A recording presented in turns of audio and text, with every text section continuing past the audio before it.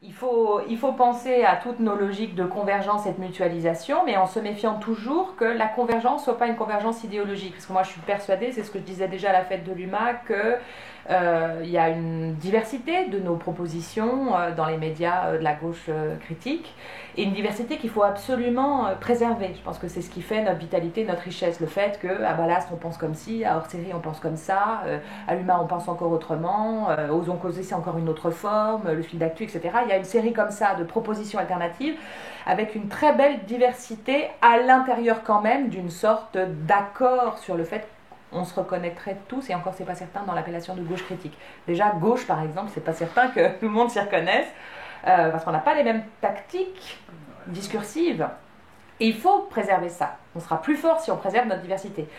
Et pourtant, il faudrait quand même arriver à mutualiser. Donc je pense que la mutualisation, c'est la mutualisation des outils. Et puis, moi, je travaille quand même aussi à la question de l'écoute et l'estime réciproque. C'est-à-dire, c'est important de s'écouter les uns les autres, de se diffuser les uns les autres, de se respecter. Alors après, voilà, ça c'est un peu une parole que je lance comme une bouteille à la mer. C'est-à-dire, moi j'en appelle au respect et à la considération pour les autres tactiques que les nôtres. Or, je ne suis pas sûre que dans tous les médias alternatifs, il y ait considération et respect pour des tactiques qui sont les autres. Vous voyez ce que je veux dire? C'est important, je pense, de ne pas commencer à se disqualifier les uns les autres. Hein, on vise tous, grosso modo, une sorte de transformation du monde par les outils de la culture et de l'intelligence. Bon. On a le même projet. Ne commençons pas à nous taper les uns sur les autres parce qu'il y aurait des stratégies discursives différentes, hein, notamment sur la question de quel lexique on utilise.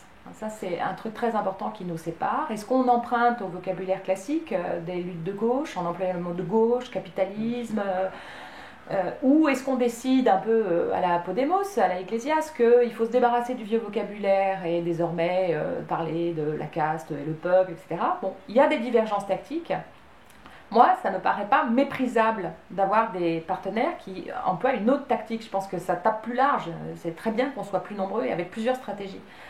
Mais donc, évitons de disqualifier les conduites de nos alliés, qui est un peu la maladie congénitale de la gauche critique.